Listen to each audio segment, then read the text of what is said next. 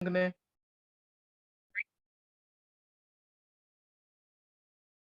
और किसने कर लिया है?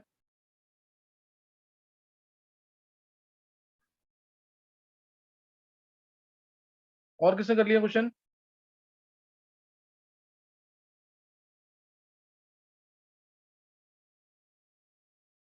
मैं बता क्या आंसर है? Sir D2sp3। D2sp3 back pairing की है ना इसमें दोनों में?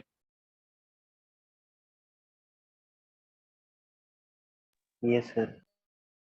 ध्यान रखना इन दोनों कोबाल्ट 3+ है, दोनों केस में बैक पेयरिंग होगी, दोनों केस में बैक पेयरिंग होगी इसमें। क्यों? क्योंकि कोबाल्ट 3+ यानी इफेक्टिव न्यूक्लियर चार्ज बढ़ गया, ये वीक फील्ड लिगेंड को भी स्ट्रॉन्ग बना देगा क्योंकि चार्ज ज्यादा है। इसका भी रीजन दूंगा मैं तुम्हें प्रॉपर तरीके से। अभी तुम याद रख लो कोबाल्ट 3+ के साथ ऑक्सीजन डोनर जो है ये SFL होते हैं, और यही दोनों H2O और ऑक्सिलेट आयन, H2O और ऑक्सिलेट आयन, ये ऑक्सिलेट आयन, ये दोनों SFL होते हैं। सही ना, ये दोनों क्या होंगे? SFL। कोई डाउट तो नहीं है?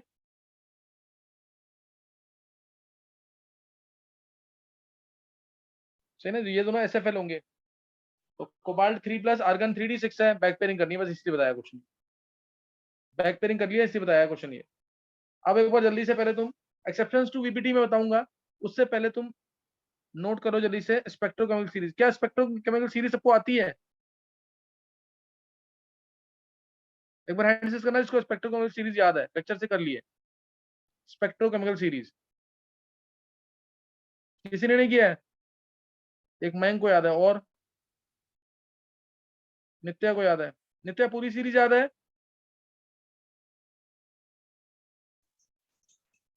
हाँ सर, मतलब थोड़ी सी टूटी फूटी है लेकिन याद है। चलो एक बार मैं जल्दी से बता रहा हूँ उसको, फिर लेक्चर से कर लेना तुम लोग, मैं जल्दी से बता रहा हूँ तुम्हें इसमें। देखो पहले मैं बता रहा हूँ वीक फील्ड लिगेंड WFL।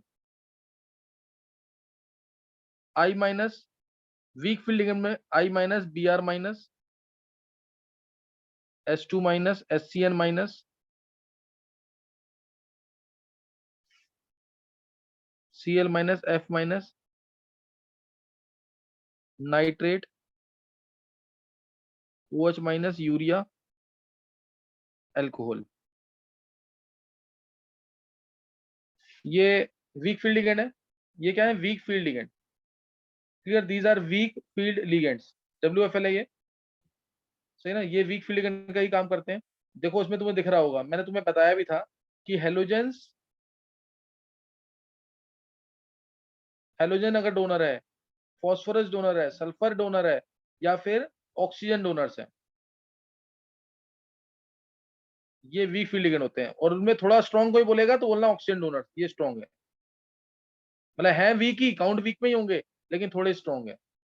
याद करने का तरीका मैंने बताया होगा, मैं एक बार रिपीट कर देता हूँ। आइब्रिस, आइब्रिस प्लेस इन यूके, आइब्रिस से कनाडा, आइब्रिस से Canada.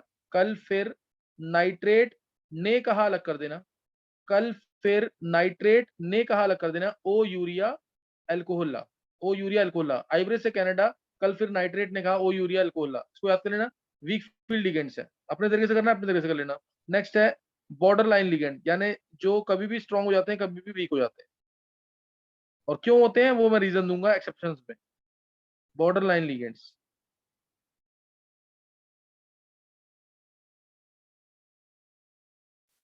OX2 minus, O2 minus, H2O, NCS negative, EDTA4 minus, NH3। तो ये है बॉर्डर लाइन लिगेंड्स। ये ऑक्सीजन डोनर्स है, तुम्हें दिख रहा होगा यहाँ पे, ऑक्सीजन डोनर्स या nitrogen donor. Nitrogen donor strong में काउंट होते हैं, जैसे NCS नेगेटिव स्ट्रॉन्ग में काउंट होता है। SCN नेगेटिव, इन दोनों में क्वेश्चन भी आता है। SCN नेगेटिव वीक है तो NCS नेगेटिव स्ट्रॉन्ग है, इन दोनों में क्वेश्चन आ जाता है कई बार। देखो इसके अंदर क्या है, ये बॉर्डर लाइन लिगेंड्स है, ये बॉर्डर लाइन लिगेंड्स है।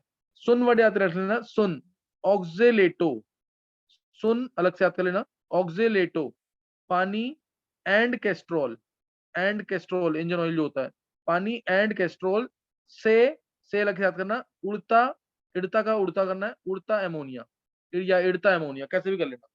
सुन ऑक्सिलेटो, पानी एंड कैस्ट्रोल से उड़ता एमोनिया। सुन ऑक्सिलेटो, ऑक्सिलेटो को ओ बड़ा करना है ताकि ओ भी आ जाए, O2 माइनस।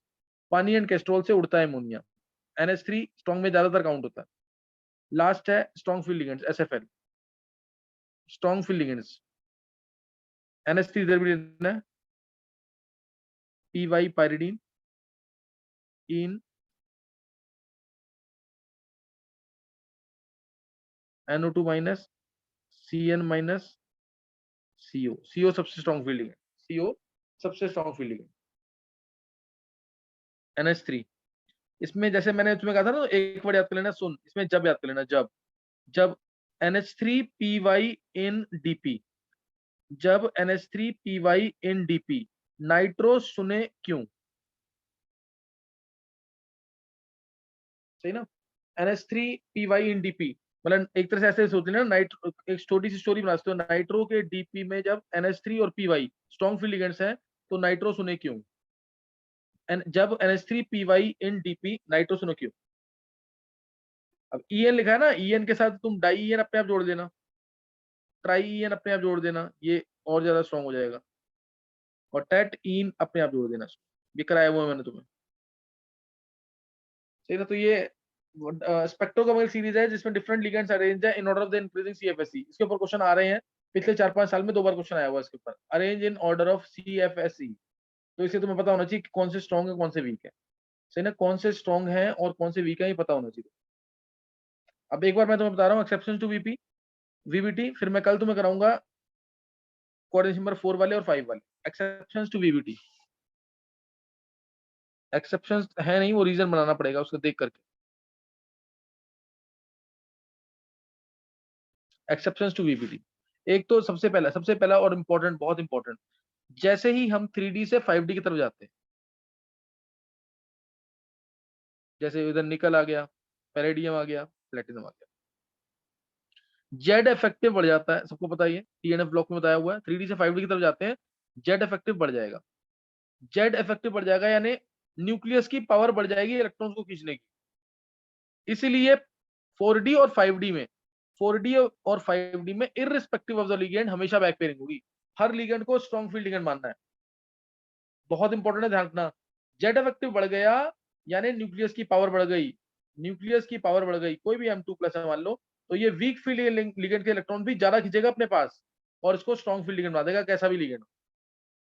तो ये भूलना नहीं है, इंपॉर्टेंट पॉइंट है। 4D और 5D के जो एलिमेंट्स हैं वो किसी भी लिगेंड को स्ट्रॉन्ग फील्ड लिगेंड मानते हैं, वीक नहीं मानते।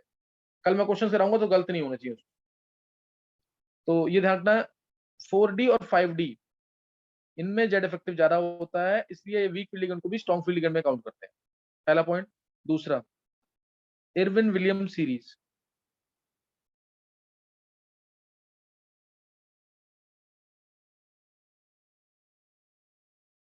थ्री डी सीरीज लेते हैं और स्टार्ट करते हैं क्रोमियम 2+ से। क्रोमियम 2+, मैंगनीज 2+, आयरन 2+, कोबाल्ट 2+, निकल 2+, कॉपर 2+।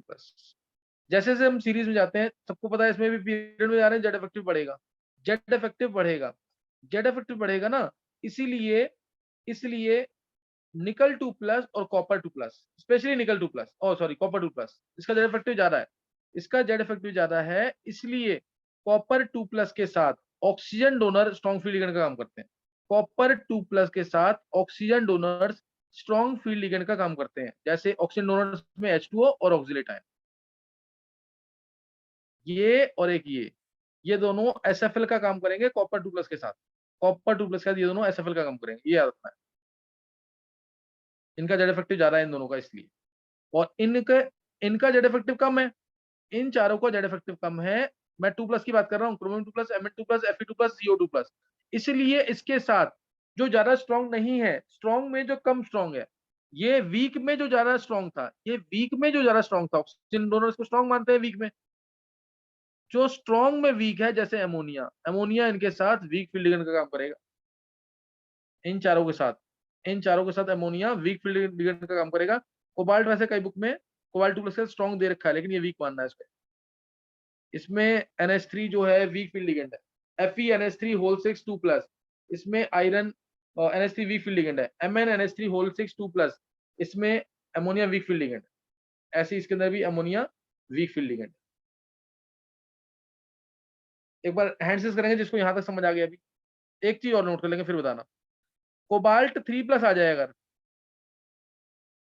कोबाल्ट 2+ से ज्यादा जेड इफेक्टिव है इसका, ज्यादा जेड इफेक्टिव है। इसीलिए मैंने पीछे क्वेश्चन जो कराया अभी, COH2 whole 6 3+, COOX whole thrice 3-, उसके साथ oxygen donor strong field ligand का काम करते हैं। इसके साथ कोबाल्ट 3+ के साथ oxygen donor strong field ligand का काम करते हैं, H2O और OX कोबाल्ट 3+ के साथ, क्योंकि इसमें 3+ चार्ज आ गया, जेड इफेक्टिव बढ़ गया, इफेक्टिव न्यूक्लियर चार्ज बढ़ गया इसलिए। सही ना, इफेक्टिव न्यूक्लियर चार्ज बढ़ गया इसलिए, इस वजह से।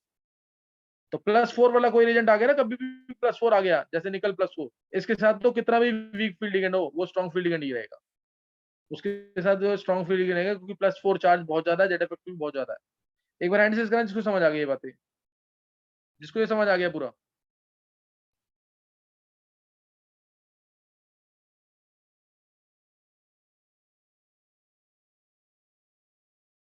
देखो अब तुम्हें समझ आ गया ना। अगर तुमने ये एक्सेप्शन मन में बोल ली 4-5 बार और 4-5 दिन तक लगातार, तो तुम्हें समझ आएगा, नहीं तो नहीं समझ आएगा। एक ट्रांसफरेंस वाला केस मैं तुम्हें बता चुका हूँ, उसको एक्सप्लेन नहीं कर रहा दोबारा।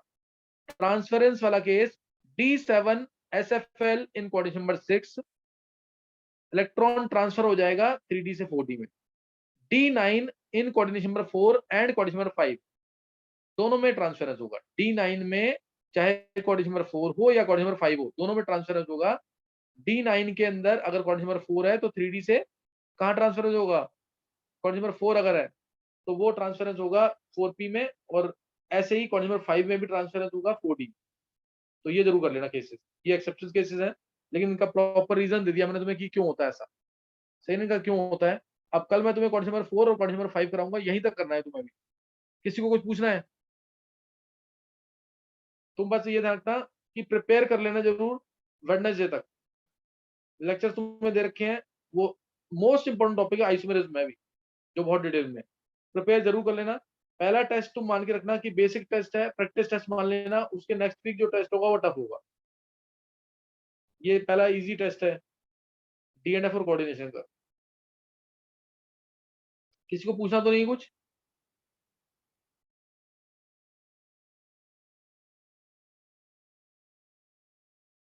आर्यन,